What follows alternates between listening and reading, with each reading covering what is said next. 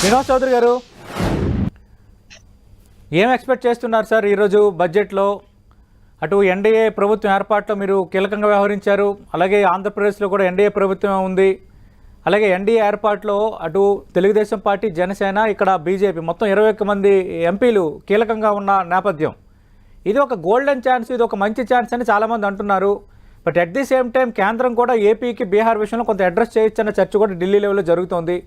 మీ expectations ఏంటి? ప్రధానంగా మీరు నిర్మలమ్మ పద్దులో నిర్మలా సీతారామన్ ఏ అంశాలపై ఒక పాజిటివ్గా రెస్పాండ్ అవ్వాలని కోరుకుంటున్నారు బలంగా? సతీష్ గారు, మొదట మీకు 10 ప్రేక్షకులకి, అలాగే పుల్లారావు గారికి, బీజేపీ నేత ఆంజనేయ రెడ్డి గారికి నమస్కారాలు. నమస్తే. బడ్జెట్ 3.0 నిర్మలమ్మ బడ్జెట్ 2 తెలుగు రాష్ట్రాలు ప్లస్ బీహార్ కి తగిన మోతాదులో ఫండ్ ఇవ్వాలని, ఇతర తెలుగు రాష్ట్రాలు 2 రాష్ట్రాలని సహాయం చేయాలని కేంద్రం అనుకుంది. ఎన్డీఏ కుటుంబంలో భాగంగా ఉన్న తెలుగుదేశం పార్టీ, జనసేన, బీజేపీ నాయకులు కూడా ఆంధ్ర రాష్ట్రానికి ఎటువంటి ఫలితాలు, ఎటువంటి నిధులు ఇవ్వాలని పైన ఒక స్పష్టత కేంద్ర ప్రభుత్వానికి సూచనప్రాయంగా చెప్పడం జరిగింది. సర్వేలు, రిపోర్టులతో పాటు ఈరోజు మాకు ఆంధ్ర రాష్ట్రానికి ప్రత్యేకంగా మా ముందున్న కర్తవ్యాలు, ఎన్డీఏ గవర్నమెంట్ ఉన్న కర్తవ్యాలు ప్రధానంగా పోలవరం, అమరావతి నిలుచుకోవాలి. రాష్ట్రంలో ఆస్తులను తనఖా చేసి 14 లక్షల కోట్ల పైచలకు అప్పులు చేసి ఈ అప్పుల రాష్ట్రంగా మార్చిన రాష్ట్రానికి ఖచ్చితంగా వ్యవసాయం, విద్యుత్తు, సగటు జీవులకు వెసులుబాటు, వేతన జీవులు ఎవరైతే ఉన్నారో వాళ్ళందరికీ కూడా కొంత వెసులుబాటు ఇచ్చే విధంగా రాష్ట్రం నుంచి కొంత రికమెండేషన్ ఇవ్వడం జరిగింది. కానీ నిర్మలమ్మ బడ్జెట్ లో ప్రధానంగా మాకు కనపడుతుంది ఏంటంటే, దేశంలో దాదాపు 145 కోట్ల జనాభా ఉంటే 6,05 లక్షల మంది, 50 లక్షల మంది వరకే ఫండ్ అంటే ట్యాక్స్ కడుతున్నారు. ఇది కొంత బాధాకర విషయం. మీకు ఎవరైతే ట్యాక్స్ పేయర్స్ ఉన్నారో వాళ్ళందరికీ కూడా కొంచెం వెసులుబాటు ఇచ్చే విధంగా విస్తృతంగా ఎవరైతే సంపాదన అధికారాల్లో ఉన్న అంటే సంపాదించే పరిస్థితులు ఉన్నారో వాళ్ళందరూ కూడా నిజాయితీగా ట్యాక్స్లు వచ్చే విధంగా ప్రయత్నం చేయాలి. జిఎస్టీ గానీ, అలాగే రాష్ట్రానికి రావాల్సిన వాటాలు గానీ, దేశవ్యాప్తంగా వచ్చిన పన్నుల విధానం పైన కొంత సరళీకృతం చేస్తే సగటు జీవికి కొంత వెసులుబాటు ఉంటుంది. అసంఘటిత కార్మికులు ఎక్కువ మంది మన భారతదేశం ఉన్నారు. వాళ్ళందరికీ కూడా ఉపాధి అవకాశాలు కల్పించే విధంగా స్కీములు రావాలి. ఆయుష్మాన్ భవన్ విస్తృతపరచాలి. దేశవ్యాప్తంగా ఆహార భద్రత పెంచాలి. రాష్ట్ర, దేశ భద్రతల పైన కూడా దృష్టి కేంద్రీకరించాలనే విషయం పైన సీతారామన్ గారు ప్రత్యేకంగా బడ్జెట్ లో కేటాయించే అవకాశం ఉంది. అంటే రక్షణ కానీ ఇతర దేశ రాష్ట్రాల నుంచి కొంత ఉపయోగకరంగా ఉంటుంది. కానీ ఆంధ్ర రాష్ట్రానికి వచ్చేప్పటికి మాత్రం ఖచ్చితంగా మాకున్నటువంటి కర్తవ్యాలు ఏవైతే ఉన్నాయో, ఉచిత హామీలు కాకుండా, సంక్షేమ కార్యక్రమాలే కాకుండా అభివృద్ధి ఫలాలు, ఇండస్ట్రీస్ కానీ, మెడికల్ కాలేజెస్ కానీ, గతంలో ప్రకటించిన విద్యా సంస్థలు కానీ, అదే విధంగా ఇతర రాష్ట్రాల నుంచి విద్యా సంస్థలు వెసులుబాటు కానీ, వేరే దేశాల నుంచి ఐటీ కంపెనీలు కానీ అన్నిటికి కూడా కొంత మేరకు సబ్సిడీ కానీ వెసులుబాటు ఇచ్చే విధంగా రిక్వెస్ట్ చేశాం. మాకు ఇప్పటికే అమరావతి ఇన్నర్ రింగ్ రోడ్స్ కానీ, అమరావతి టన్నల్స్ కానీ, అలాగే కడప టన్నల్స్ కానీ, ఆ తర్వాత అమరావతి నుంచి బెంగళూరు నుంచి అమరావతి రోడ్డు కానీ దాదాపు 99,000 కోట్ల రూపాయల పైచలకు బిల్లులు ఆమోదించారు. నిన్న పోలవరానికి కూడా 12,000 కోట్ల రూపాయలు ఇవ్వడం కోసం నీటిపారుదల శాఖ ఓకే చెప్పారు. అనేక అంశాలపైన ఎన్డీఏ కూటమికి పూర్తి స్థాయిలో సహకారం వచ్చిన బీజేపీ గవర్నమెంట్ కి మరింత బాధ్యత పెంచి మమ్మల్ని ఇంకొంచెం బాగా పనిచేయమని చెప్పి చెబుతూనే ఇతోధికంగా నిధులు కేటాయించాలని 2 తెలుగు రాష్ట్రాలు ఇవాళ ఆలోచనతో కేంద్రం ఉంది.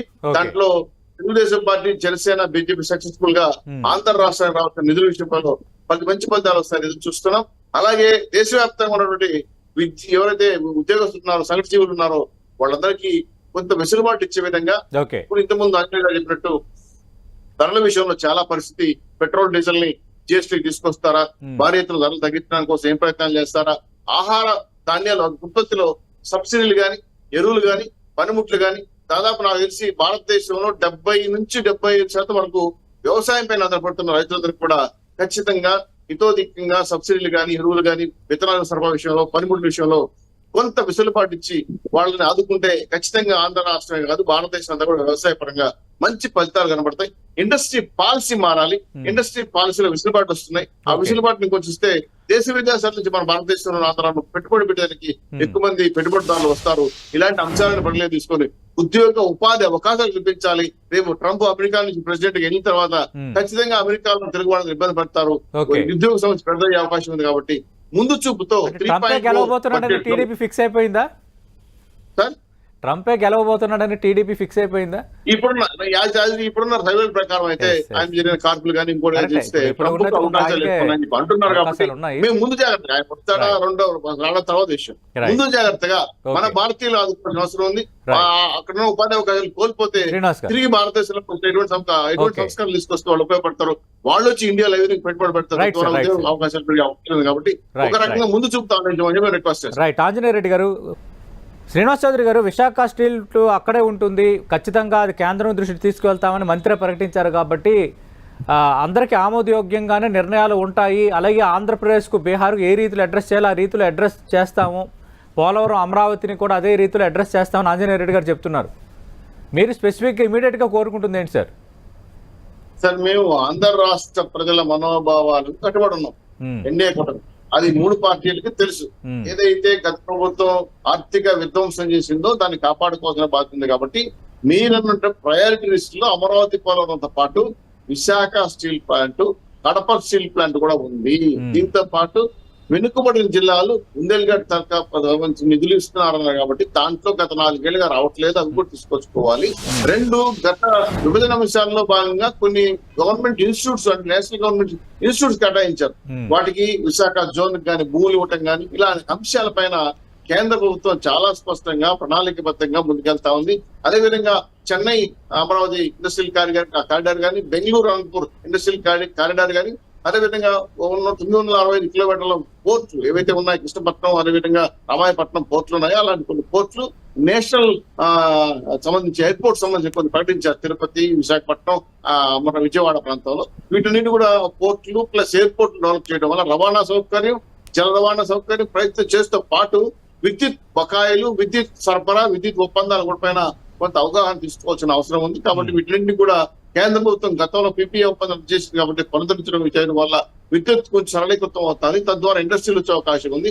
సబ్సిడీలు పెంచడం వల్ల కొత్త పరిశ్రమలు వచ్చే అవకాశం ఉంది. కాబట్టి ఈ దిశగా తెలుగుదేశం పార్టీ, ఎన్డీఏ కూటమి, బీజేపీ, జనసేన పూర్తి స్థాయిలో మేము ఒక కసరత్తు చేసి ఒక ప్రతిపాదన ముందు బాబు గారు కూడా చెప్పడం జరిగింది. పవన్ కళ్యాణ్ కూడా లెటర్ పూర్వకంగా తెలియజేయడం జరిగింది. కాబట్టి టోటల్ గా ఆంధ్ర రాష్ట్రానికి రావాల్సిన నిధుల విషయంలో కానీ, అభివృద్ధి విషయంలో కానీ, గత ప్రభుత్వం చేసిన అక్రమాల పైన ఇబ్బంది పడకుండా అత్యధికంగా సహాయం చేసే విషయంలో కానీ కేంద్రం చాలా స్పష్టంగా ఉంది. మాకు స్పష్టమైన హామీలు ఉన్నాయి. ఖచ్చితంగా ఆంధ్ర రాష్ట్రం కట్టుబడి ఉంటాము. గతంలో పార్లమెంట్ లో మోడీ గారు ప్రకటించారు ఆంధ్ర రాష్ట్రానికి ఎన్డీఏ జరిగింది కాబట్టి ఆయన కూడా దీనికి ఖచ్చితంగా సహకరిస్తున్నారు. టోటల్ గా ఎన్డీఏ కూటమి ఆంధ్ర రాష్ట్రం కట్టుబడి ఉంది. ఇవన్నీ కూడా చెప్పడం కదా సార్, చేతల్లో చూపిస్తామని చెప్పి ఫలితాలు కనబడతాయి కాబట్టి దానికి కట్టుబడి